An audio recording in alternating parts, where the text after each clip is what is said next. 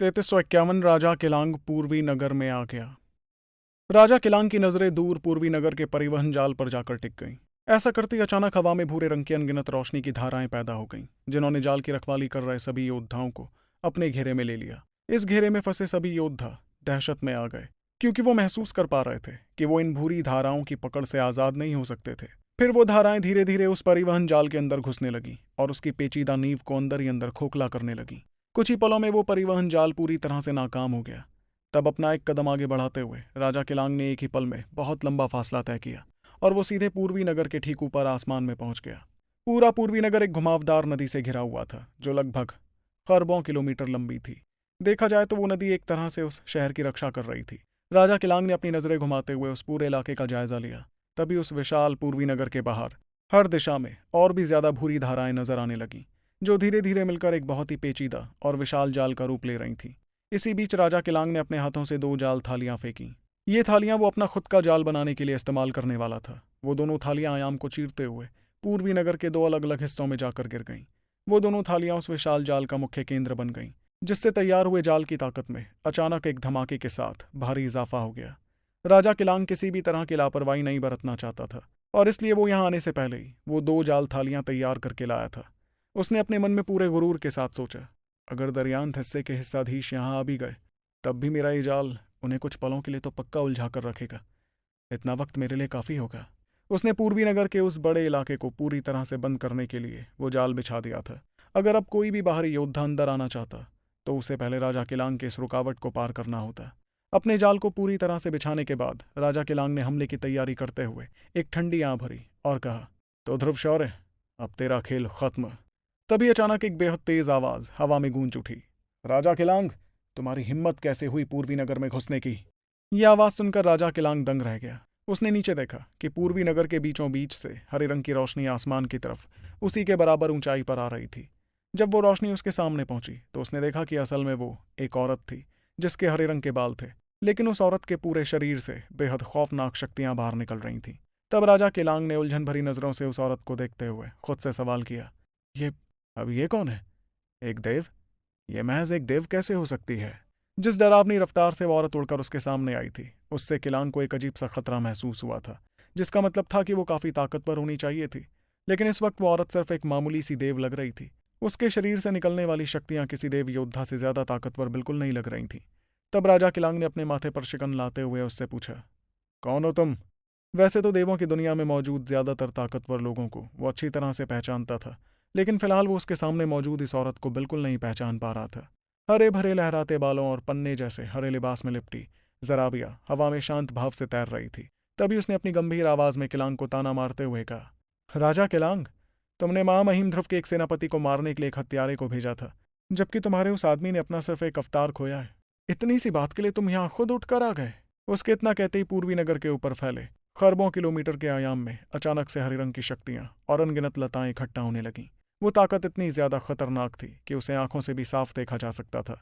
यहाँ तक कि खुद आयाम भी इन शक्तिशाली लताओं और पत्तियों के भारी दबाव से दबने और थरथराने लगा था। उस दबाव की दहशत इतनी ज्यादा थी कि वो किसी की भी रूह और हड्डियों को चकनाचूर कर सकता था। राजा किलांग ने भी महसूस किया कि वो खूंखार दुनिया की शक्तियां उसके शरीर में धीरे धीरे घुसकर उसे कमजोर कर रही थीं। उस विशाल इलाके में मौजूद पूरा का पूरा आयाम उस हरे भरे दायरे के असर से जमने लगा था। उस वक्त जराबिया उस पूरे इलाके पर हावी लग रही थी। उसने राजा किलांग की आंखों में घूरते हुए सख्त आवाज में कहा, तुम्हें यहां से तुरंत चले जाना चाहिए। ये सुनकर राजा किलांग गुरूर में जोर से हंसने लगा और उसने मजाक उड़ाते हुए कहा, तुम मुझे यहां से खदेड़ना चाहती हो? क्या तुम्हें लगता है कि तुम मुझे यहां से भगाने के लिए काफी हो? तुम जो कोई भी हो, तुम्हारी ताकत सिर्फ एक देव जितनी है, जिसे अभी बृहद देव बनना बाकी है। क्या तुम्हें सच में लगता है कि तुम इस कमजोर अवतार के साथ मुझे रोक पाओगी? ऐसा कहते ही राजा किलांग का शरीर अचानक बहुत तेजी से बड़ा होने लगा और देखते ही देखते वो एक खौफनाक दानव में बदल गया। वैसे तो वो पूरे पूर्वी नगर जितना बड़ा तो नहीं था, लेकिन फिर भी उसका आकार काफी ज्यादा बड़ा था। उसके उस खौफनाक शरीर की पीठ से हड्डियों के नुकीले भालों की एक कतार बाहर निकल आई और उसके शरीर से बेहद खूंखार शक्तियां उफान मारने लगीं। तभी राजा किलांग ने गुस्से से गरजते हुए चिल्लाया, दफा हो जाए यहां से। ऐसा कहते हुए उसने अपना विशाल हाथ जराबिया को पकड़ने के लिए आगे बढ़ाया। उसकी 5 खूंखार उंगलियां मुड़कर जराबिया को दबोचने ही वाली थीं, लेकिन जराबिया अपनी जगह से टस से मस नहीं हुई। उसने आसमान को ढकने वाले उस खौफनाक हाथ को अपनी तरफ आते हुए देखा और बस एक ठंडी सांस भरते हुए कहा, नासमझ को लगता है कि ये मुझे पकड़ लेगा। अगली पल जराबिया के शरीर से अनगिनत हरी तलवारें और हरे रंग की धारदार रोशनी निकलकर बाहर आई। ये तलवारें एक तरफ तो बहुत तेज और खतरनाक थीं, लेकिन दूसरी तरफ ये हवा की तरह शांत भी महसूस हो रही थीं। इन तलवारों ने तेजी से आगे बढ़कर राजा किलांग के उस विशालकाय हाथ का डटकर सामना किया। उनके टकराते ही एक भयानक धमाके की आवाज पूरे इलाके में गूंज उठी। उस जोरदार टक्कर के झटके ने विशाल राजा किलांग को भी एक कदम पीछे हटने पर मजबूर कर दिया, जबकि वो हरी तलवारें उस धमाके में पूरी तरह बिखर गईं। इस झटके से संभलने के बाद राजा किलांग ने हैरानी भरी आंखों से जराबिया को घूरते हुए कहा, तुम्हारी इस कला में तो मंगल पर्वत की शक्तियों का एहसास है। तो इसका मतलब तुम मंगल पर्वत की जराबिया हो। मैंने तो सुना था कि अपने मालिक के मरने के बाद तुम बहुत पहले ही खत्म हो चुकी थी। ये देखकर मुझे सच में बहुत हैरानी हो रही है कि तुम न सिर्फ जिंदा हो, बल्कि तुमने अपना इतना ताकतवर देव अवतार भी तैयार कर लिया है। तुम्हारी ये खुफिया कला भले ही मेरे जैसे चौथे पड़ाव के बृहद देव के सामने महज एक या दो बार टिक जाए, मगर ये तुम्हें बचा तो हरगिज नहीं पाएगी। इस तरह खुलेआम अपने अवतार को बाहर लाना, ये तुम्हारी बहुत बड़ी बेवकूफ़ी है। ऐसा कहते ही राजा किलांग ने तेजी से अपनी पीठ से हड्डियों के दो विशाल भाले निकाले और एक बार फिर खूंखार तरीके से हमला करने के लिए आगे बढ़ा। फिर उसने आगे बढ़ते हुए चिल्लाकर कहा, तुम चाहे कहीं से भी क्यों ना आई हो, तुम मेरा सामना हरगिज नहीं कर सकते हो। उस खजाने को हासिल करने के लिए राजा किलांग किसी भी हद तक जाने को तैयार था, और वो अपने दुश्मन पर जरा भी रहम नहीं खाने वाला था। पल भर के लिए तो ऐसा लगा जैसे आसमान टूटने लगा हो और जमीन फटने लगी हो। उन दोनों विशाल हड्डियों वाले भालों ने भयानक और जानलेवा शक्तियों के साथ जराबिया पर जोरदार वार किया। ये देखकर हरे कपड़ों वाली जराबिया ने बिना किसी डर के शांत और सख्त अंदाज में उसे जवाब दिया, तुम्हें कुछ देर के लिए उलझा कर रखना मेरे लिए कोई मुश्किल काम नहीं है, और वैसे भी दरियांत हिस्से के हिस्साधीश बस कुछ ही देर में यहाँ पहुंचने ही वाले होंगे। इस पर राजा किलांग ने शैतानी हंसी के साथ कहा, अगर वो यहाँ आ भी गए तो भी कोई फर्क नहीं पड़ने वाला, और रही बात तुम्हारी, तो तू मुझे कुछ देर के लिए भी नहीं रोक पाएगी। राजा किलांग सच में बहुत बेरहम था। उसने बाहर जो जाल बिछाकर इलाके को कैद किया था, उसकी वजह से अब किसी का भी वहां अंदर घुस पाना लगभग नामुमकिन था। वहीं दूसरी ओर पूर्वी नगर के रखवाला महल में ध्रुव उस काले रंग के गोले की जांच पड़ताल करने में लगा हुआ था। वो उसे देखते हुए फिलहाल सोच में डूबा हुआ था, और उसने खुद से कहा, आखिर इस खजाने का इस्तेमाल कैसे करना है। ध्रुव ने अपनी आत्मा की शक्तियों से उस गोले की हर तरफ से जांच की थी और उसके राज को समझने की बहुत कोशिश की थी, लेकिन फिलहाल उसे कुछ भी समझ नहीं आ रहा था। फिर जैसे उसने अपनी बृहद देव शक्तियों को उस काले गोले के अंदर भेजा, तो उसकी सतह पर बनी आड़ी टेढ़ी नसों जैसी तस्वीरों से एक बेहद चमकदार रोशनी निकलने लगी। उस रोशनी ने तुरंत ही वहां मौजूद पूरे अंधेरे को रोशन कर दिया। उस रोशनी से जो बनकर सामने आया वो सच में एक बहुत ही रहस्यमयी और पेचीदा तस्वीर थी। तब ध्रुव हवा में तैरती हुई उस रहस्यमयी तस्वीर को देखकर पूरी तरह से दंग रह गया, और उसने हैरानी भरे अंदाज में कहा, यह तस्वीर, इसका मतलब क्या है। उसने पहले उस गोले पर जितनी भी अजीबोगरीब तस्वीरें देखी थी, उनके मुकाबले ये तस्वीर कहीं ज्यादा पेचीदी थी। ये सच में एक कठोर तस्वीर थी जो हवा में लटकी हुई थी, जिसे आंखों से साफ देखा जा सकता था। उसे बस यूं ही देखते देखते ध्रुव पूरी तरह से उसी में खोसा गया। वो सच में बहुत ही रहस्यमयी और उलझी हुई तस्वीर थी। उसके अंदर दुनिया के नियमों के जो गहरे राज छुपे हुए थे वो समझ से बिल्कुल परे थे। यही वजह थी कि ध्रुव खुद को उस तस्वीर की गहराई में डूबने से रोक नहीं पाया। जैसे उसने उस तस्वीर के राज को समझना शुरू किया, तो उसे अचानक महसूस होने लगा कि वो आखिरकार किसी बेहद अनोखी चीज को महसूस कर पा रहा था। इतने में अचानक ध्रुव के पीछे एक रहस्यमयी गोले का साया उभर कर सामने आया। उस साय को देखकर ऐसा लग रहा था मानो वो एक ही वक्त पर बहुत बड़ा भी था और बहुत छोटा भी। उसकी लंबाई चौड़ाई को आयाम या वक्त के किसी भी पैमाने से नापा नहीं जा सकता था। उसे देखकर ऐसा महसूस हो रहा था जैसे वही सारी दुनिया की शुरुआत था और वही सारे नियमों का अंत था। अपनी पीठ के पीछे मौजूद उस साय के साथ ही ध्रुव ने अपनी आंखें खोली। फिर चेहरे पर एक बड़ी सी मुस्कुराहट लिए ध्रुव ने खुशी से खुद से कहा, मुझे तो इस खजाने के राज पर अपना दिमाग खपाने या ज्यादा सोचने की भी जरूरत नहीं पड़ी। इसने खुद ही मेरे दिमाग के दरवाजे खोल दिए, जिससे मैं आखिरकार इस देव तारे को समझने में कामयाब हो गया। इसका मतलब अब मैं आखिरकार औपचारिक रूप से भी एक तीसरे पड़ाव का बृहद देव बन चुका हूं, और वो भी मेरी उम्मीद से कहीं ज्यादा जल्दी। तभी एक बेहद खौफनाक टक्कर की गूंज सीधे उस महल तक पहुंची। वैसे तो वहां तक पहुंचते पहुंचते वो गूंज काफी कमजोर पड़ गई थी, लेकिन फिर भी ध्रुव ने उसे साफ साफ महसूस किया था। उस तेज झटके ने ध्रुव का ध्यान तुरंत भटका दिया और उसने अपनी आंखें खोलते हुए खुद से सवाल किया, आखिर बाहर चल क्या रहा है। शक्तियों की ऐसी हलचल, इसका मतलब बाहर जरूर कुछ गड़बड़ है। ये कहते हुए उसने तुरंत उस रहस्यमयी काले गोले को रख लिया। क्योंकि वो अभी एक नए पड़ाव पर पहुंचा था, इसलिए उसे उस काले गोले की जांच पड़ताल करने की कोई खास जल्दी नहीं थी। वहीं दूसरी ओर पूर्वी नगर के अंदर मौजूद अनगिनत देवों की नजरें आसमान में चल रही उस भयंकर जंग पर टिकी हुई थी। कुछ ही देर पहले राजा किलांग ने बड़ी चालाकी से अपने जाल बिछा दिए थे और अपना बृहद देव दायरा भी जमीन पर उतार लाया था। उस वक्त सिर्फ एक हरे बालों वाली औरत ही थी जो कुछ बेहद अनमोल खजानों की मदद से चौथे पड़ाव के बृहद्देव केलांग को जैसे तैसे संभाल पा रही थी, मगर उसे देखकर ऐसा लग रहा था जैसे अपनी इस कोशिश में वो काफी बुरी तरह जख्मी हो गई थी। आसमान में हो रहे धमाकों को सुनकर लोग घबराने लगे। एक देव ने हैरानी भरी आवाज में पूछा, आखिर ये सब हो क्या रहा है? तभी दूसरे ने आसमान की ओर देखते हुए कहा, बाप रे बाप, ये इतनी खतरनाक लड़ाई किन दोनों के बीच हो रही है? दूर पूर्वी अग्नि इलाके की छावनी और रखवाला महल में मौजूद हर किसी ने उस जंग से उठने वाली दहशत को महसूस किया। सभी बृहद्देव अपने सिर उठाकर आसमान की तरफ देखने लगे और मामूली देवों की तो हैरानी के मारे आंखें ही बाहर आ गई थीं। इस बीच आसमान में पहुंचते ही ध्रुव ने ऊपर की तरफ देखा, जहां चारों ओर हरे रंग की लताएं फैली हुई थीं। उन लताओं ने पूरे पूर्वी नगर के आसमान को अपनी चपेट में ले रखा था। उस माहौल के ठीक बीचों बीच हरे बालों वाली एक औरत मौजूद थी, जिसके चारों ओर अनगिनत तलवारों की चमक उफान मार रही थी। वो तलवारें तरह तरह के जाल बनाकर उस बदसूरत और विशालकाय दानव पर एक के बाद एक जोरदार हमले कर रही थीं। उस वक्त राजा किलांग का आकार इतना बड़ा हो चुका था कि उसकी ऊंचाई हजारों किलोमीटर तक पहुंच गई थी।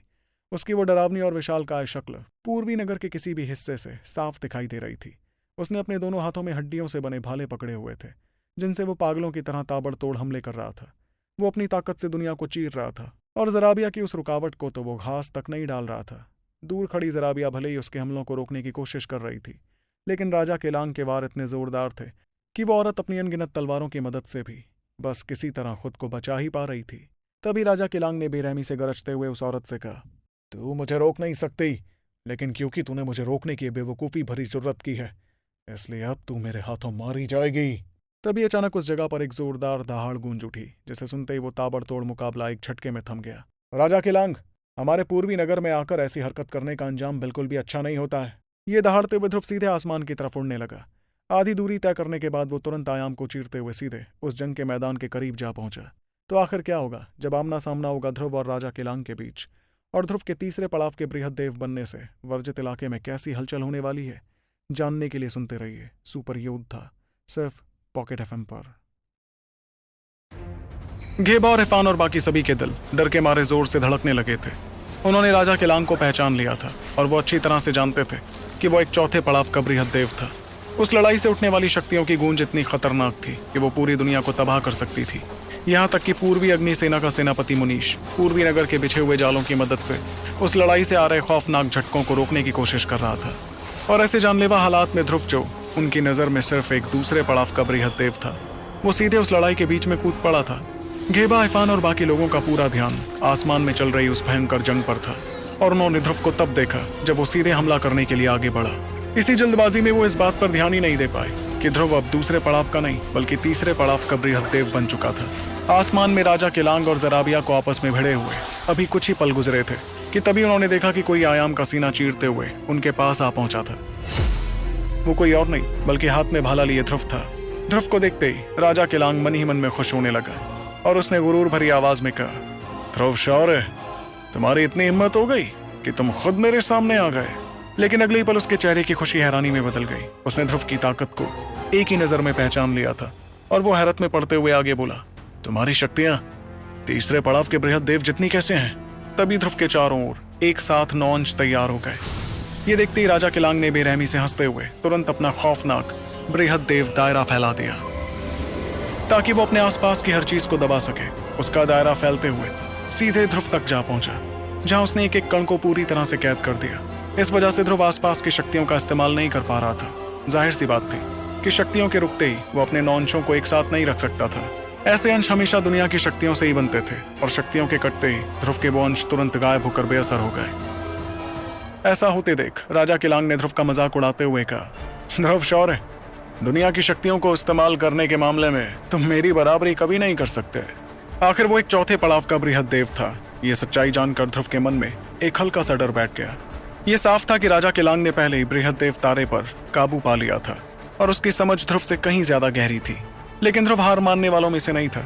उसने अपने दांत पीसते हुए जोर से चिल्लाकर कहा, अगर ऐसी बात है तो अब जरा मेरे भाले का स्वाद चखो। इतना कहते ही ध्रुव के हाथ में मौजूद लाल आग वाला भाला आसमान में तेजी से घूमने लगा, और देखते ही देखते वो लाखों किलोमीटर लंबा हो गया। ध्रुव ने अपनी बेजोड़ और भयानक ताकत के साथ सीधे राजा केलांग पर वो भाला दे मारा। शुरुआत में तो राजा केलांग ने उस हमले को रोकने की जहमत भी नहीं उठाई, लेकिन जैसे ही उसने उस भाले की असली ताकत को अपनी ओर आते हुए देखा तो उसके चेहरे का रंग ही उड़ गया। वो हैरान था कि ध्रुव का वो हमला इतना ज्यादा खतरनाक था, मानो किसी चौथे पड़ाव के बृहद्देव ने वार किया। अपनी हैरानी को छुपाकर राजा केलांग ने दहाड़ते हुए कहा, भले ही तेरा हमला तेज हो, लेकिन मुझे हराने के लिए काफी नहीं है। ये कहकर उसने अपने हड्डी वाले भाले को घुमाया और ध्रुव के हमले को बीच में ही रोक दिया। वहीं दूसरी ओर जराबिया ध्रुव के आने के बाद वहां से दूर चली गई थी और घेबा और हिफान के साथ खड़ी हो गई थी। जैसे ही राजा केलांग का हड्डियों से बना वो विशाल भाला मंगल में एक भाले से टकराया तो ध्रुव को महसूस हुआ कि शक्तियों की एक के बाद एक कई परतें उसके हथियार को कमजोर कर रही थी। झटके की वजह से उसके कदम भी बुरी तरह से लड़खड़ा गए। तब राजा केलांग ने गुस्से से आग बबूला होते हुए चिल्ला कर कहा, ये मेरे हमलों का सामना कैसे कर पा रहा है? क्या महाकला सच में इतनी खतरनाक होती है? ये अभी अभी तीसरे पड़ाव का बृहद्देव बना है और ये अपनी हदें पार करके मुझसे मुकाबला कर पा रहा है। देखा जाए तो एक चौथे पड़ाव का बृहद्देव होने के नाते केलांग ने आज तक किसी भी तीसरे पड़ाव वाले बृहद्देव को घास तक नहीं डाली थी। भले ही ध्रुव अभी भी पूरी तरह से उसकी टक्कर का नहीं था, लेकिन उन दोनों की शक्तियों के बीच का फासला अब बहुत बड़ा भी नहीं रह गया था। तभी ध्रुव ने सामने देखकर केलांग पर चिल्लाते हुए कहा, राजा केलांग, तुम पूर्वी नगर में किस लिए आए हो? ऐसा कहते ही उसके भाले से एक बेहद खूंखार शक्ति बाहर निकली, जो देखते ही देखते करोड़ों किलोमीटर तक फैल गई। राजा केलांग ने अपने हड्डियों वाले भाले से ध्रुव के हमले को रोकते हुए दांत पीस कर जवाब दिया, तुम्हारा मतलब है कि मैं इस बात को भूल जाऊं कि तुमने मेरे आदमी को जान से मार दिया है? इस पर ध्रुव ने लापरवाही भरे अंदाज में हंसते हुए कहा, तुम किसे बेवकूफ बनाने की कोशिश कर रहे हो? तुम्हारा वो आदमी सिर्फ अपना एक अवतार ही तो हारा है और तुम उसके लिए इतनी मेहनत कर रहे हो। उसके बदले मेरा जो सेनापति हमेशा हमेशा के लिए मारा गया, उसका क्या? असल में ध्रुव अच्छी तरह से जानता था कि खुफिया कलाओं का इस्तेमाल करने में वो केलांग से कमजोर था। उसकी सूर्यनाथ शक्तियां उसे रफ्तार और ताकत तो बेहिसाब दे रही थी, लेकिन वो अभी भी इस कला पर महारत हासिल नहीं कर पाया था। इसलिए सिर्फ इसके भरोसे टिके रहना ध्रुव के लिए नामुमकिन था। खुद को खतरे में घिरता हुआ देख ध्रुव ने अचानक अपनी भाला चलाने की तकनीक बदल दी। वो अब अपना सबसे खतरनाक हमला करने वाला था। जैसे उसने अपना भाला पूरी ताकत से आगे की तरफ घोंपा तो उसके आसपास की हर एक चीज टुकड़ों में बिखरने लगी। उसका हथियार एक ऐसी तबाही लेकर आ रहा था जिसका पूरा जोर सिर्फ एक विनाशकारी बिंदु पर टिका हुआ था। उसके हमले की शक्तियों को इस कदर इकट्ठा कर एक साथ लाया गया था कि उसकी आर पार होने की ताकत किसी के भी रोंगटे खड़े कर देती।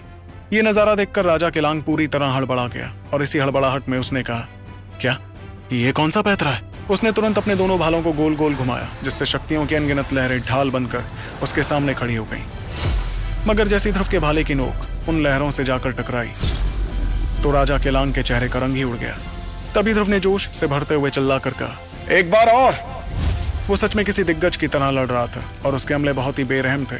उसने अपना संसार कारागार या कोई और कला इस्तेमाल नहीं की और न ही अपने दुश्मन के ज्यादा करीब गया।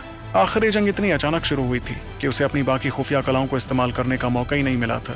मिसाल के तौर पर उसका संजीवनी शरीर अभी भी और बेहतर होना बाकी था, इसलिए वो सिर्फ अपनी शौर्य तबाही कला का ही इस्तेमाल कर रहा था। ये वो खास पैतरा था जिसमें उसके देवतारों की भी ताकत मौजूद थी। इस बीच राजा केलांग ने गुस्से से भुनभुनाते हुए खुद से कहा, हद हो गई, ये ध्रुव शौर्य आखिर इतना ताकतवर कैसे हो सकता है? अगर ये इतना ताकतवर है तो मैं इसे जिंदा कैसे पकड़ूंगा? पकड़ना तो दूर की बात है, मैं तो शायद इसे मार भी नहीं सकता। ये सोचते हुए उसने दूर खड़े ढेर सारे बृहद देवों को देखा और मनी मन घबराते हुए कहा, अगर मैं इनसे एक एक करके लड़ता तो शायद वक्त लगाकर इन्हें हरा देता, लेकिन अब जब ये सब एक साथ मुझसे लड़ने को तैयार खड़े तो घंटे भर में इन्हें हरा पाना मेरे बस की बात नहीं है। तभी अचानक राजा केलांग ने जब पीछे मुड़कर देखा तो उसके चेहरे की बची कुची रंगत भी पूरी तरह से उड़ गई। उसने देखा कि दूर एक विशाल जहाज नजर आ रहा था जिसके ऊपर एक शांत दिखने वाला बुजुर्ग खड़ा था। वो बुजुर्ग पहले ही दूर से इस जंग को देख रहा था, लेकिन उसके शरीर से एक ऐसा दबाव निकल रहा था जो उस पूरे इलाके को निगल सकता था। यहाँ तक कि उस बुजुर्ग के पीछे एक धुंधले से जानवर का सिर भी दिखाई दे रहा था। उस बुजुर्ग को देखते ही राजा केलांग उसे एक झटके में पहचान गया और उसने घबराहट के मारे कहा, अरे नहीं, दरियांत हिस्से के हिस्साधीश भी यहाँ आ गए। वो नाम लेते ही राजा केलांग का दिल खौफ से कांप उठा। इसमें कोई शक नहीं था कि केलांग में बहुत काबिलियत थी, लेकिन वो अभी भी उस बुजुर्ग से उम्र और तजुर्बे में बहुत छोटा था। दरियांत हिस्से के हिस्साधीश उन चुनिंदा लोगों में से एक थे जो बहुत लंबे वक्त से जिंदा थे और उनकी उम्र लगभग राजा माजिन के बराबर ही थी। पूरी देवों की दुनिया उन्हें एक बेहद शक्तिशाली हस्ती मानती थी। उन्हें राजा माजिन से कमजोर सिर्फ इसलिए माना जाता था क्योंकि आज तक किसी भी और शक्तिशाली योद्धा से लड़ते वक्त उन्हें कभी हार का मुंह नहीं देखना पड़ा था। खैर जो भी हो, राजा केलांग तो उन्हें हराने के सपने भी नहीं देख सकता था। इस बारे में सोचते हुए केलांग ने घबराकर खुद से कहा, ये सब लोग ध्रुव की मदद कर रहे हैं, तो अगर दरियांत हिस्से के हिस्साधीश नहीं भी आते तब भी मैं इसे हरा नहीं पाता। मुझे यहाँ से भागना ही होगा। अपने मन में ये फैसला लेते हुए राजा केलांग बिना पलक झपकाए मुड़ा और वहां से भागने लगा। उसने शुरू से ही इस जंग को अपने काबू में रखा था, इसलिए वो आसानी से वहां से खिसक सकता था। उसने तुरंत एक जाल बिछाकर खुद को बचाया और सीधे अपने जहाज पर पहुंच गया। फिर वहां से वो आयामी सुरंग के जरिए रफू चक्कर हो गया। जाते जाते राजा केलांग की आवाज सीधे ध्रुव के दिमाग में गूंजी। ध्रुव शौर्य, मैं केलांग कुछ ही दिनों में तुम्हारे लिए एक खास तोहफा और एक माफीनामा लेकर आऊंगा। फिलहाल के लिए ये बुढ़ा हिस्साधीश मेरे लिए सिरदर्द बन सकता है, इसलिए मैं यहाँ से जा रहा हूँ। उसकी वो बात सुनते ही ध्रुव का मुंह खुला का खुला रह गया और वो हैरानी भरे चेहरे के साथ सोचने लगा, क्या एक खास तोहफा और माफीनामा लेकर आओगे? इस पूरी जंग में ध्रुव ही पीछे चल रहा था, लेकिन उसका दुश्मन उससे माफी मांगने और तोहफे लाने की बात कर रहा था। ये बात ध्रुव को कुछ समझ नहीं आई, मगर कुछ पलों तक इस बारे में सोचने के बाद ध्रुव ने धीमी आवाज में खुद से कहा, बृहद शिनाक को मारने के बाद से ही मुझे कुछ तो दाल में काला लग रहा था। आखिर उसने अपने आदमी के अवतार को खुद यहाँ क्यों भेजा? और तो और अब जब उसे पता चल गया है कि वो जीत नहीं सकता, तो वो मुझसे माफी मांगने आ रहा है। इसका मतलब तो साफ है कि राजा केलांग को जरूर मुझसे कोई बहुत ही जरूरी काम है। इतना सोचते ही ध्रुव के दिमाग में उस रहस्यमयी काले गोले का ख्याल आया। तब उसने चेहरे पर एक हल्की मुस्कुराहट लिए कहा, अच्छा तो ऐसी बात है, ठीक है, मैं उसके वापस आने का इंतजार करूंगा और फिर अपनी शर्तें रखूंगा। अगर ध्रुव को अपनी शक्तियां बढ़ाने के लिए थोड़ा और वक्त मिल जाता तो उसे केलांग से डरने की कोई जरूरत नहीं थी। इतने में दरियांत हिस्से के हिस्साधीश मुस्कुराते हुए उड़कर उसके पास आ गए और कहने लगे, ध्रुव तुम लोग ठीक तो हो ना? उनकी इस बात पर ध्रुव ने एक नजर जराबिया की तरफ डाली, जिसने अपने सबसे अनमोल खजाने केलांग जैसे ताकतवर योद्धा को रोकने में खर्च कर दिए थे। ऐसे में अगर ध्रुव आने में थोड़ी भी देरी करता तो शायद जराबिया का यह अवतार बुरी तरह तबाह हो जाता। इसके बावजूद ध्रुव ने पहले हिस्साधीश का स्वागत करना सही समझा और कहा, नमस्ते हिस्साधीश। तब हिस्साधीश ने अपना जहाज अंदर रखते हुए एक गहरी आंख भरी और कहा, तुम तो सच में इतनी जल्दी तीसरे पड़ाव के बृहद देव बन गए हो। अगर मैं गलत नहीं हूं तो तुमने अभी तक कुछ सालों से ज्यादा ट्रेनिंग नहीं की है ना? इस पर ध्रुव ने बड़े ही शांत अंदाज में जवाब दिया, जी आपने सही समझा। तभी हिस्साधीश ने अपना सिर हिलाकर ध्रुव की तारीफ करते हुए कहा, यह तो कमाल हो गया ध्रुव। पूरी देवों की दुनिया और वर्जित इलाके के इतिहास में सबसे कम वक्त में तीसरे पड़ाव का बृहद देव शायद तुम ही बने होंगे। तुम्हारा हुनर सच में तारीफ के काबिल है ध्रुव। जो लोग इतिहास रचते थे वो कोई आम योद्धा नहीं होते थे। फिर भी ध्रुव ने हड़बड़ाते हुए जवाब दिया, ये सब किस्मत का खेल है हिस्साधीश। अगर मुझे सही वक्त पर सही मौके नहीं मिलते तो मैं ये कभी नहीं कर पाता। इस पर हिस्साधीश ने उसकी पीठ थपथपाते हुए कहा, किस्मत भी हर किसी का साथ नहीं देती ध्रुव, वो सिर्फ उसे ही चुनती है जो उस चीज के लायक होता है। हमारी देवों की दुनिया में पहले, दूसरे, यहाँ तक कि चौथे पड़ाव के बृहद देवों और ताकतवर हस्तियों की भी अपनी अपनी किस्मत होती है, लेकिन इतिहास के पन्नों में दर्ज हर एक नाम अपने आप में एक मिसाल है। मैं तो ये सोच रहा हूँ कि जैसे ये खबर बाहर जाएगी ना ध्रुव, तो तुम्हारा नाम पूरी देवों की दुनिया और वर्जित इलाके में मशहूर हो जाएगा। इसके बाद ध्रुव ने कुछ देर तक दरियांत हिस्से के हिस्साधीश से बातचीत की और फिर हिस्साधीश वहां से चले गए। ये साफ समझ आ रहा था कि हिस्साधीश ध्रुव के साथ अपने रिश्ते और मजबूत करना चाहते थे। आखिर इतिहास के पन्नों में दर्ज होने वाले लोग आगे चलकर बहुत ही खौफनाक और महान हस्तियां जो बनते थे। अगर ऐसी महान हस्तियों की बात की जाए तो इन लोगों में राजा हरीश, राजा तहाबा, हिमपाद देव और धूमकेतु देव जैसे लोग भी आते थे। और इन सभी हस्तियों में से सिर्फ राजा तहाबा ही ऐसे थे जो अपने पागलपन की वजह से बहुत छोटी उम्र में मारे गए थे। इनमें सबसे कमजोर हिमपाद देव थे, लेकिन उनकी ताकत भी लहसा महल के तीनों पूर्वजों के बराबर थी। अब तो दुनिया का हर शक्तिशाली योद्धा इस बात का अंदाजा लगाने में लग जाता कि ध्रुव आने वाले वक्त में कितनी ऊंचाइयों तक जाने वाला था। यही वजह थी जिसके चलते राजा केलांग ने जाते जाते ध्रुव से मीठी बातें की थी। अगर ये सिर्फ ध्रुव की ताकत की बात होती तो केलांग आसानी से अपने किसी साथी को बुलाकर उस पर हमला कर देता, लेकिन अब जब ध्रुव सबसे कम वक्त में तीसरे पड़ाव का बृहद देव बन चुका था तो केलांग अच्छे से जानता था कि कोई भी ध्रुव के खिलाफ उसकी मदद नहीं करने आता। और तो और ध्रुव के इस नए रुतबे को देखते हुए केलांग खुद भी उससे दुश्मनी मोल लेना नहीं चाहता था। हिस्साधीश से विदा लेने के बाद ध्रुव सीधे अपने महल में गया। वहां पहुंचते ही उसने हुक्म देते हुए कहा, तुम सब लोग जा सकते हो। उसने सेनापति मुनीश और अपने बाकी योद्धाओं को पूरी तरह नजरअंदाज कर दिया था। उसने बस सबको वहां से जाने का हुक्म दिया और सीधे अपने कमरे में चला गया। कुछ ही देर में वो चुपचाप काले गोले को दोबारा अच्छी तरह से देखने में लग गया। तीसरे पड़ाव का बृहद देव बनने पर अब ध्रुव की जिंदगी में आने वाले हैं कैसे बदलाव, और क्या ध्रुव की यह हासिल की गई ताकत उसके लिए मुश्किलें बढ़ा देगी? जानने के लिए सुनते रहिए सुपर योद्धा, सिर्फ आपके अपने पॉकेट एफएम पर। 3353 हर कोई चाहता है फायदा उठाना। पूर्वी नगर में हुए उस वाकये के बाद राजा केलांग अपने महल में वापस लौट चुका था। उसके खूंखार चेहरे पर मौजूद आंखों में अब एक अजीब सी घबराहट साफ दिख रही थी। इस घबराहट के चलते वो खुद से बड़बड़ाने लगा। पिछली खबरों के मुताबिक ध्रुव शौर्य सिर्फ बहुत जल्द दूसरे पड़ाव का बृहद देव बन गया था। अगर हम उसकी उम्र का हिसाब लगाएं तो उसने अब तक ज्यादा ट्रेनिंग भी नहीं की है। ऐसे में अब पूरी देवों की दुनिया और वर्जित इलाके के इतिहास में सबसे जल्दी तीसरे पड़ाव का बृहद देव बनने वाला योद्धा ये ध्रुव ही बन चुका है। बल्कि वो तो राजा हरीश और धूमकेतु देव से भी कहीं ज्यादा तेज है। राजा किलांग इस वक्त एक पूरी तरह से बंद और घुप अंधेरे वाले दरबार में पालथी मारे बैठा था। उस डरावने सन्नाटे के बीच बैठकर वो बस यही सोच रहा था कि अब उसे अगला कदम क्या उठाना चाहिए था। जो योद्धा इतने कम वक्त में इतने बड़े मुकाम को हासिल कर लेते थे, उनकी काबिलियत किसी को भी डराने के लिए काफ़ी होती थी। इतिहास गवाह था कि कम उम्र में मारे गए राजा ताहाबा को छोड़कर बाकी सभी महान हस्तियां आज पूरी दुनिया की सबसे खौफनाक हस्तियां बन चुकी थीं। कुछ देर खामोश रहकर किलांग ने घबराते हुए सोचा, अगर मैं मदद के लिए किसी को बुलाऊं भी तो कोई मेरी मदद करने को तैयार नहीं होगा, और मैं खुद भी ऐसी हस्ती से पंगा नहीं लेना चाहता। मुझे उसके सामने अपना सर झुकाना ही होगा। मुझे उनके पास तोहफे और माफीनामा लेकर जाना ही होगा। वैसे तो राजा किलांग के दिल में कड़वाहट भर गई थी, लेकिन उसने खुद को शांत करते हुए कहा, चाहे जो हो जाए मुझे वो खजाना वापस पाना ही होगा। लेकिन मुझे डर है कि ध्रुव अब तक समझ चुका होगा कि वो कोई आम चीज़ नहीं है। वो पक्का मुझसे मोटी रकम मांगेगा। ठीक है, मैं जाकर सीधे तौर पर सौदा करूंगा। अगर उस खजाने के बदले मुझे अपना सब कुछ, यहाँ तक कि अपना साम्राज्य भी देना पड़े, तो भी ये घाटे का सौदा नहीं होगा। वहीं दूसरी ओर ध्रुव ने राजा किलांग से पूर्वी नगर के ठीक ऊपर हजारों लोगों की नज़रों के सामने जंग लड़ी थी। इस जंग से मचे तहलके को पूर्वी नगर के अनगिनत देवों और वहां रहने वाले कई बृहद देवों ने भी अपनी आंखों से देखा था। इसलिए इस खबर का छुपना अब नामुमकिन था। देखते ही देखते ये खबर जंगल में आग की तरह फैलने लगी। दरअसल ये खबर सिर्फ लहसा महल तक ही सीमित नहीं रही, बल्कि ये धूमकेतु लोक, मरम्ब लोक और देवों की दुनिया के कई सुनसान और रहस्यमयी लोकों तक भी जा पहुंची। यहाँ तक कि वहां से सबसे ज्यादा दूर वर्जित इलाके में बैठे खौफनाक शैतानों को भी इस बात की भनक लग चुकी थी। धीरे धीरे ये खबर वर्जित इलाके की सबसे गहरी जगहों में मौजूद एक खौफनाक इलाके में पहुंची। उस पूरी जगह पर मौत जैसा सन्नाटा छाया हुआ था, क्योंकि उस पूरी जगह में सिर्फ एक ही हस्ती मौजूद थी। वो खौफनाक हस्ती वहां पालथी मारे बैठी थी। उसकी सांसों से निकलती हुई खौफनाक शक्तियां जब उस सुनसान दुनिया में फैलीं तो वहां का तापमान भयंकर रूप से बढ़ गया। उसका शरीर इतना बड़ा था कि उसकी कोई हद ही नहीं थी। ऐसे में लाजमी था कि उस इलाके में सिर्फ वही अकेला रह सकता था। उसे बस सुकून की नींद से मतलब था और वो उसी में खुश रहता था। तभी अचानक उसने गुर्राते हुए अपनी आंखें खोली और हैरानी के मारे उसकी आंखें बड़ी हो गईं। असल में उसकी आंखें इतनी बड़ी थीं कि उसके सामने सूरज और चांद भी छोटे पड़ जाते। उस खौफनाक विशाल हस्ती ने अपनी भारी आवाज में बड़बड़ाते हुए कहा, देवों की दुनिया का एक योद्धा सिर्फ कुछ ही सालों में तीसरे पड़ाव का बृहद देव बन गया। फिर उसकी गूंजती हुई आवाज से पूरी दुनिया कांप उठी।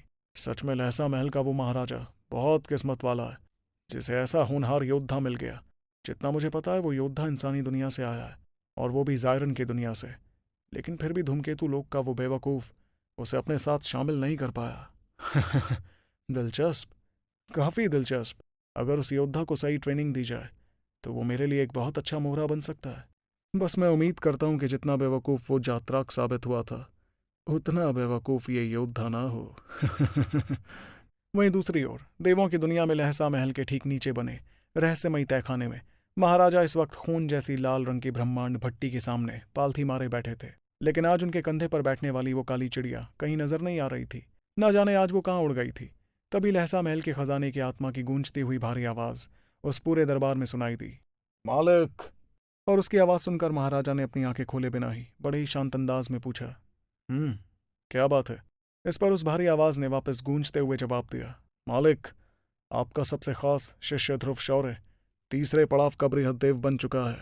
ये सुनते ही महाराजा ने धीरे से अपनी आंखें खोली। फिर कुछ पलों के लिए बिना पलक झपकाए वो बस सामने देखते रहे, और फिर धीरे धीरे उनके चेहरे पर एक हल्की मुस्कान आ गई।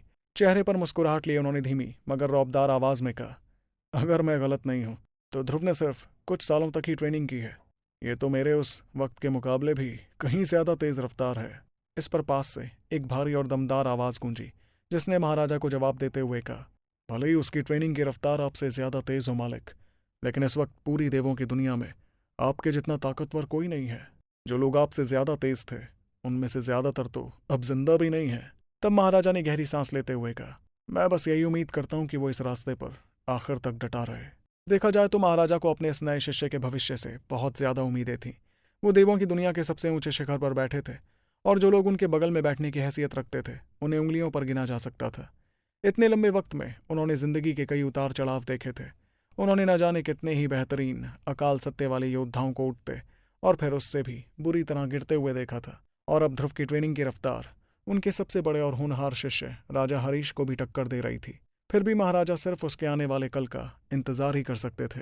महाराजा पहली मुलाकात से ये बात अच्छी तरह समझ गए थे कि उनका ये पसंदीदा शिष्य बिना किसी परेशानी के चौथे पड़ाव के बृहद देव के मुकाम तक पहुंच जाएगा। असल में किसी भी होनहार योद्धा के लिए असली मुश्किल तो चौथे पड़ाव का बृहद्देव बनने के बाद ही शुरू होती थी, और उसी मुकाम तक पहुंचने के बाद ध्रुव धीरे धीरे महाराजा की असली दुनिया से वाकिफ होने वाला था।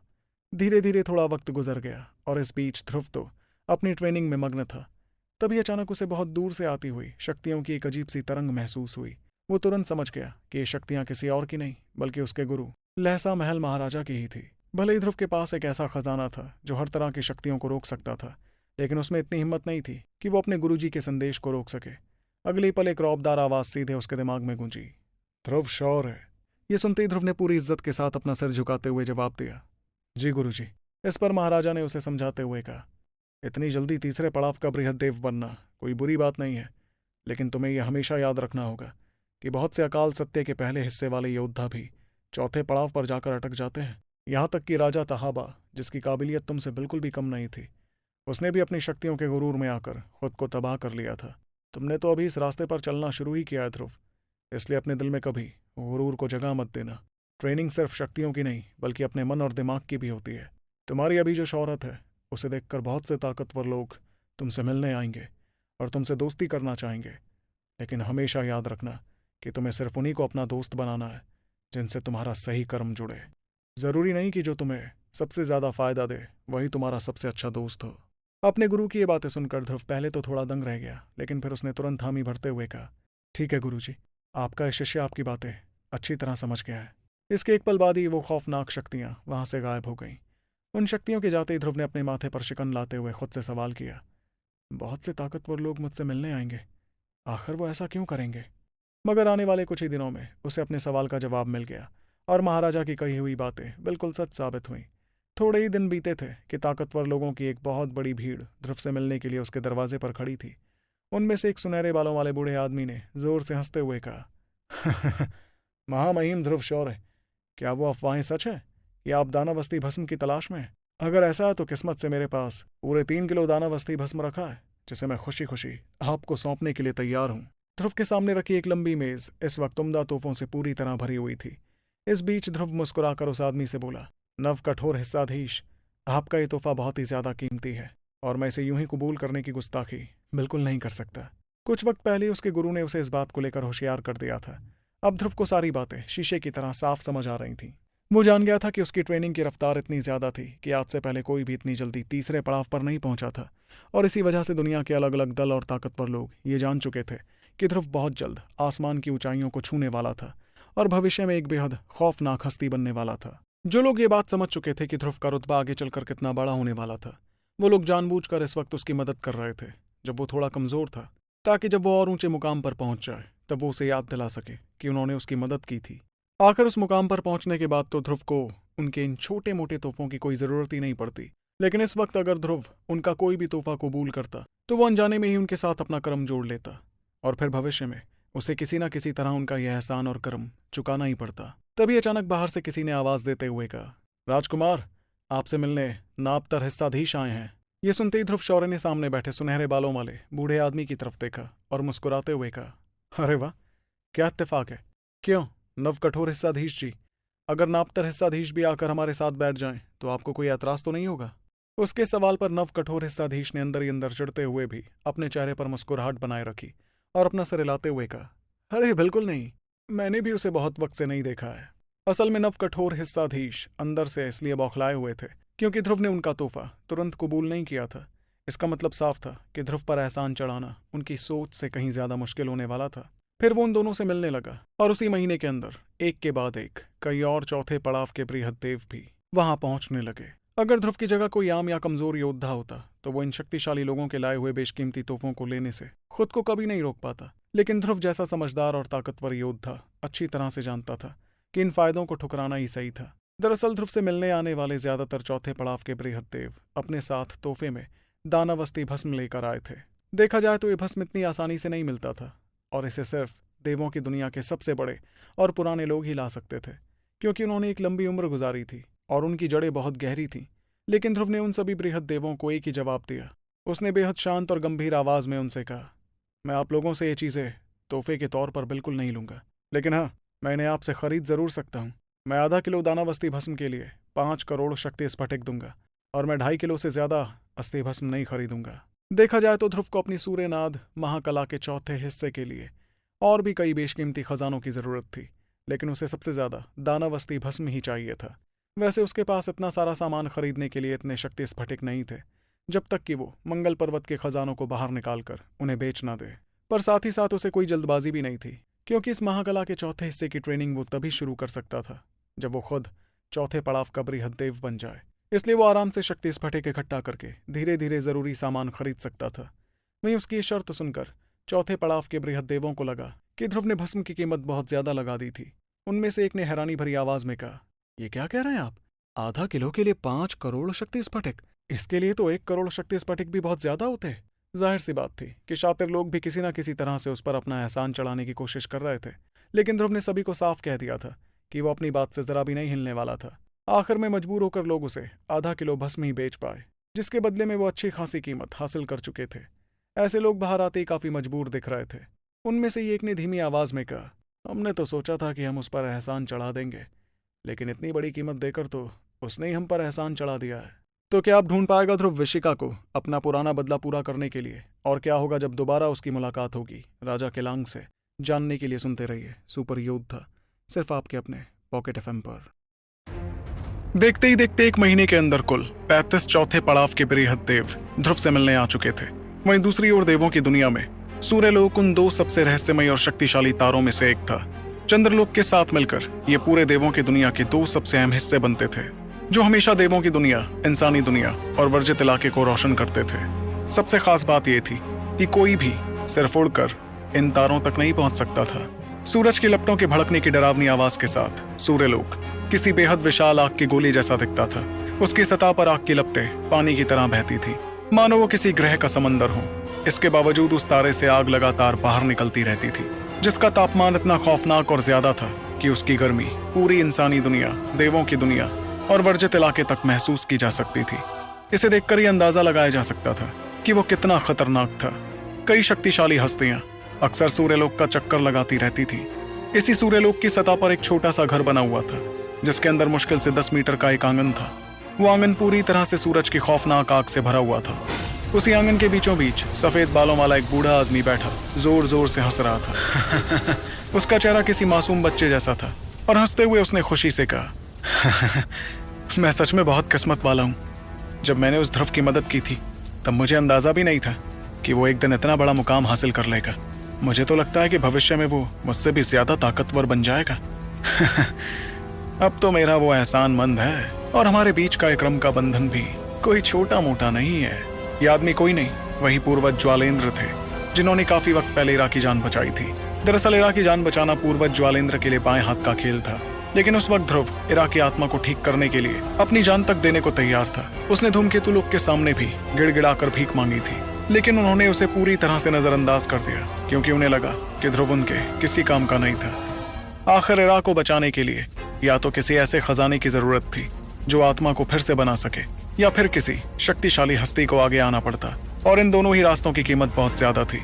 उस वक्त ध्रुव के सामने सारे रास्ते बंद हो चुके थे और उसकी मदद करने वाला कोई नहीं था। ऐसे नाजुक वक्त में सिर्फ पूर्वज ज्वालेंद्र ही वो इकलौती शक्तिशाली हस्ती थे जिन्होंने उसकी मदद के लिए अपना हाथ आगे बढ़ाया था। और इसी एहसान का कर्ज चुकाने के लिए ध्रुव अपनी जान तक कुर्बान करने को तैयार था। अपनी शक्तियों के जरिए पूर्वज ने आयाम को चीरते हुए ध्रुव तक अपनी बधाई पहुंचाई, और बधाई देते वक्त पूर्वज ज्वालेंद्र ने ध्रुव से साफ शब्दों में कह भी दिया, ध्रुव, तुम्हारा भविष्य बहुत उज्जवल है। याद रखना, अगर मुझे कभी तुम्हारी मदद की जरूरत पड़ी तो तुम मुझे मना नहीं कर सकते। इस पर ध्रुव ने तुरंत पूरी इज्जत के साथ जवाब दिया, पूर्वज, आपको बस हुक्म देना है। मैं ध्रुव आपका काम पूरा करने के लिए कुछ भी करूंगा, चाहे इसके लिए मुझे अपनी जान ही क्यों ना देनी पड़े। ये सुनकर पूर्वज ज्वालेंद्र ने अपना हाथ लहराते हुए हंसकर कहा, अरे कोई जल्दी नहीं है, मैं तुमसे मदद तभी मांगूंगा जब तुम खुद कम से कम एक शक्तिशाली हस्ती बन जाओगे। उनकी बात सुनकर ध्रुव का दिल एहसान से भर गया था। पूर्वज ज्वालेंद्र के मुंह से निकली इस एक बात का मतलब था कि उसे इस एहसान का कर्ज तभी चुकाना होगा जब वो एक शक्तिशाली हस्ती बन जाएगा। धीरे धीरे वक्त गुजरता गया और ध्रुव को तीसरे पड़ाव का बृहद्देव बने करीब 3 महीने हो चुके थे। वहीं दूसरी ओर देवों की दुनिया और वर्जित इलाके की सरहद पर आयाम को चीरता हुआ एक विशाल काय काले रंग का हाथ नीचे उतरा। उस हाथ ने करीब 500 अरब किलोमीटर के इलाके को अपने कब्जे में लेकर पूरी तरह से जमा दिया। विशिका, जो पहले से ही डर के मारे बदहवास होकर वहां से भागने की कोशिश कर रही थी, अब खौफ भरी आंखों से उस विशाल हाथ को ही देख रही थी। तभी वो घबराहट में जोर से चिल्लाई, राजा जी, रहम कीजिए, मुझे माफ कर दीजिए, मुझे जाने दीजिए, मेरी जान बख्श दीजिए। उसका अवतार तो पहले ही पकड़ा जा चुका था और अब उसका ये असली शरीर अपनी पूरी ताकत लगाकर वहां से भागने की कोशिश कर रहा था, लेकिन सब बेकार था। इतने में उस भयानक काले हाथ ने उसे आसानी से जकड़ लिया। इसके साथ ही एक भारी आवाज आसमान में गूंजी, तुम्हारी जान बख्श दूं? मैं तो तुम्हें एक तोहफे के तौर पर ध्रुव के पास ले जाने वाला हूँ। विशिका इस वक्त अपनी पूरी ताकत से छटपटा रही थी, लेकिन उसके आसपास का पूरा आयाम जम चुका था, जिससे उसका हिलना भी नामुमकिन सा हो गया था। अब उसके दिल में सिर्फ और सिर्फ बेबसी और खौफ भर गया था। जिस पल उसे यह खबर मिली थी कि ध्रुव तीसरे पड़ाव का बृहद देव बन चुका था, तो वो पूरी तरह से हैरान रह गई थी। उसने बिना किसी किस्मत के भरोसे बैठे तुरंत वहां से दूर भागने का फैसला किया था। वो अलग बात थी कि खुद ध्रुव ने अब तक उस पर कोई हमला नहीं किया था, लेकिन बहुत लंबी उम्र गुजार चुके एक बेहद पुराने चौथे पड़ाव के बृहद देव ने उसकी जगह ये काम कर दिया था। इस बूढ़े आदमी ने पूरे 3 महीने तक लगातार इस इलाके की छानबीन की थी और विशिका के शरीर और अवतार का पता लगा लिया था, और फिर आखिरकार उसने अपना दाव चलते हुए उसके असली शरीर और अवतार दोनों को एक साथ दबोच लिया। क्योंकि उस बूढ़े आदमी ने पहले से कोई दुश्मनी जाहिर नहीं की थी, इसलिए जैसे ही उसने अपने मकसद को अंजाम दिया, विशिका के पास बचने का कोई रास्ता ही नहीं बचा। जिस वक्त बृहद देव विशिका को दबोचा जा रहा था, ठीक उसी वक्त पूर्वी नगर में राजा किलांग आखिरकार ध्रुव से मिलने पहुंच गए। नहर के महल में मौजूद बहुत से सैनिक उन्हें अजीब नजरों से देख रहे थे। महज कुछ महीने पहले ही तो राजा किलांग ने ध्रुव के साथ पूर्वी नगर के आसमान में लड़ाई की थी, और अब वो इतनी हिम्मत करके वापस यहाँ आ गए थे। जो भी हो, उनके एक ही आदमी ने सेनापति बलराज को मारा था, इसलिए ये तो नामुमकिन था कि दोनों के बीच की दुश्मनी इतनी आसानी से खत्म हो गई हो। तभी एक बृहद देव ने आगे आकर राजा किलांग को रास्ता दिखाते हुए कहा, राजा किलांग, कृपया मेरे पीछे आइए। पिछले कुछ वक्त से वो लोग इतने सारे चौथे पड़ाव के बृहद देवों को देख चुके थे कि अब किसी शक्तिशाली योद्धा का आना उनके लिए कोई हैरानी की बात नहीं थी। जल्दी वो शख्स राजा किलांग को सीधा उस विशाल दरबार में ले गया। उस वक्त दरबार के अंदर सिर्फ ध्रुव ही अपने तख्त पर बैठा हुआ था। उसने अपना हाथ आगे करते हुए इशारा किया और कहा, आओ राजा किलांग। राजा किलांग दरबार में दाखिल हुए। ध्रुव की आंखों में आंखें डालते हुए उन्होंने शर्मिंदगी भरे लहजे में कहा, ध्रुव, मुझे सच में बहुत शर्मिंदगी महसूस हो रही है। मैं जानता हूं कि मैंने आपको नाराज किया है, लेकिन मुझे उम्मीद है कि आप उस बात को दिल से नहीं लगाएंगे। ये सुनकर ध्रुव जोर से हंसा और उसने लापरवाही भरे अंदाज में जवाब दिया, राजा किलांग, ये चिकनी चुपड़ी बातें करना बंद कीजिए। मैंने तो सिर्फ तुम्हारे एक आदमी के अवतार को ही मारा था। उसके लिए तुम्हारा खुद यहाँ चलकर आना और माफी मांगना, मुझे पूरा यकीन है कि तुम्हें मुझसे कुछ चाहिए, और वो कोई छोटी मोटी चीज तो बिल्कुल नहीं होगी। उसके इस समझदारी पर राजा किलांग ने मुस्कुराते हुए कहा, बहुत खूब पहचाना आपने। इस पर ध्रुव ने आगे कहते हुए सवाल किया, तो फिर बिना किसी झिझक के बताओ कि तुम्हें क्या चाहिए। असल में ध्रुव खुद ये जानने के लिए बहुत उतावला था कि राजा किलांग का असली मकसद क्या था। क्या वो सच में उस काले रंग के गोले के लिए यहाँ आए थे? पिछले 3 महीनों से वो बिना रुके उस काले रंग के गोले की जांच पड़ताल कर रहा था। उसका असली शरीर मध्यलोक में मंगल पर्वत के अंदर 100 गुना तेज वक्त वाली जगह पर उस गोले को समझने की कोशिश कर रहा था, लेकिन फिर भी वो उसके राज नहीं खोल पाया था। लेकिन उसे एक बात का पूरा यकीन था कि वो गोला बेहद रहस्यमयी और जादुई था, जिसका मतलब था कि वो काला गोला पक्का कोई बहुत ही नायाब खजाना था। अपनी बात कहने से पहले राजा किलांग ने दरबार के दरवाजे की तरफ देखा। ये देखकर ध्रुव को हंसी आ गई और उसने तुरंत अपना हाथ लहराया। एक भारी गूंज के साथ दरबार का दरवाजा अपने आप बंद हो गया। फिर दरवाजा बंद होते ही राजा किलांग ने सीधे मुद्दे पर आते हुए कहा, तो फिर मैं सीधे सीधे अपनी बात कहता हूँ। आप तो अब तक समझ ही गए होंगे कि मैं यहाँ किस लिए आया हूँ। ये कहते हुए राजा किलांग ने अपना हाथ लहराया और हवा में उस काले रंग के गोले की एक जादुई तस्वीर बन गई। तब उसकी तरफ इशारा करते हुए राजा किलांग ने आगे कहा, ये वो खजाना है जो मुझे आपसे चाहिए। उस तस्वीर को देखते ही ध्रुव ने मुस्कुराते हुए अपना सिर हिलाया और कहा, हाँ, मेरा शक बिल्कुल सही था। तो राजा किलांग, क्या तुम मुझे बताने का कष्ट करोगे कि आखिर ये चीज है क्या, और इसके अंदर ऐसा कौन सा खौफनाक राज छिपा है? वही बातों को अपने खिलाफ जाते हुए देखकर राजा किलांग के चेहरे की रंगत उड़ने लगी और वो बड़ी गंभीर नजरों से ध्रुव को देखने लगा। वहीं ध्रुव के चेहरे पर अभी भी वही पुरानी शांत सी मुस्कुराहट तैर रही थी, जिसने राजा किलांग के अंदर की घबराहट और बेबसी को और ज्यादा बढ़ा दिया था। तब किलांग ने अपने मनी मन में सोचा, ये ध्रुव तो सीधे सीधे पते की बात कर रहा है। इसे अच्छी तरह से मालूम है कि महाराजा का हाथ किसके सिर पर है, इसलिए मैं खुलेआम इसका कुछ भी बिगाड़ नहीं सकता। भले ही राजा किलांग जानता था कि उसके पास और कोई रास्ता नहीं है, लेकिन फिर भी वो इस तरह की मजबूरी में फंसने पर अंदर ही अंदर नाराज हो रहा था। यही सब सोचते हुए उसने अचानक अपनी शक्तियां बाहर निकाली और अपना दायरा फैलाकर पूरे दरबार को पूरी तरह से बंद कर दिया। इस दायरे के तैयार होते ही वो कमरा अब किसी भी बाहरी जासूस या सुनने वाले की पहुंच से बाहर हो चुका था। इस दौरान ध्रुव अपनी जगह पर बैठा बड़ी शांति से ये सब होता हुआ देखता रहा। कुछ पलों बाद माहौल के थोड़ा शांत होने पर राजा किलांग ने थोड़ी उम्मीद भरी आवाज में ध्रुव से सवाल किया, क्या आप मुझे पहले उस खजाने की एक झलक दिखा सकते हैं, ताकि मैं तसल्ली कर सकूं कि आप जिस खजाने की बात कर रहे हैं वो सच में वही चीज़ है जिसकी मुझे तलाश है। उसकी बात सुनकर ध्रुव ने तुरंत अपना हाथ आगे किया और वो गोला बाहर निकालते हुए कहा, ये लो, खुद ही देख लो। अगली पल ध्रुव के हाथ में एक अजीब सी लकीरों वाली काले रंग की गोल चीज दिखाई देने लगी। उस काले गोले पर नजर पड़ते ही राजा केलांग की आंखों में एक अजीब सी चमक आ गई। बस एक नजर में ही उसे यकीन हो गया था कि ये काला गोला वाकई में वही खजाना था जिसे हासिल करने के वो हमेशा से सपने देखता आया था। इस गोले की मदद से वो अपनी शक्तियों को बहुत ज्यादा बढ़ा सकता था। वहीं उस काले गोले को लालच भरी नजरों से देखते हुए राजा केलांग ने कहा, अगर ये खजाना मेरे हाथ लग जाए तो मेरी शक्तियां कई गुना ज्यादा बढ़ जाएंगी, और सिर्फ इतना ही नहीं, इसकी मदद से मैं आने वाले वक्त में और भी कई खजाने ढूंढ सकता हूँ, जिससे मेरे हमेशा के लिए अमर होने की उम्मीद भी बहुत ज्यादा बढ़ जाएगी। केलांग अच्छी तरह से जानता था कि अगर उसकी ताकत बढ़ी तो उसके लिए दुनिया में छिपे बाकी खजानों को ढूंढना बच्चों का खेल हो जाता। इस बीच उसकी बातें सुनकर ध्रुव ने तुरंत अपना हाथ हिलाया और उस काले गोले को वापस अपनी जेब में रखते हुए उससे पूछा, और वो कैसे होगा भला? इस पर राजा केलांग ने चेहरे पर एक हल्की मुस्कुराहट लाते हुए कहा, आप इस गोले के राज को नहीं समझ पाए ना। मैं पूरे यकीन के साथ कह सकता हूँ कि मेरे अलावा पूरी देवों की दुनिया में ऐसा कोई भी नहीं है जो इसके रहस्यों को सुलझा सके। किसी और के हाथ में तो ये चीज महज एक खिलौने से ज्यादा और कुछ भी नहीं है, लेकिन जैसे ये मेरी पनाह में आएगा इसका असली इस्तेमाल सबके सामने आ जाएगा। ये सुनते ही ध्रुव ने बीच में टोकते हुए कहा, अच्छा, और ऐसा क्यों है?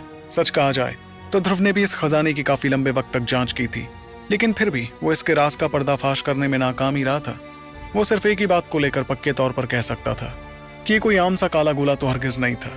माहौल को थोड़ा हल्का करने की कोशिश करते हुए राजा केलांग ने हंसकर बड़े ही प्यार से कहा, मैंने आपके लिए 5 किलो दानवस्ती भस्म के साथ साथ 2 श्यामल दानवों का भी इंतजाम कर लिया है। ये दोनों दानव तीसरे पड़ाव के बृहद देवों जितनी ताकत रखते हैं। ये सब कुछ आपका हो सकता है।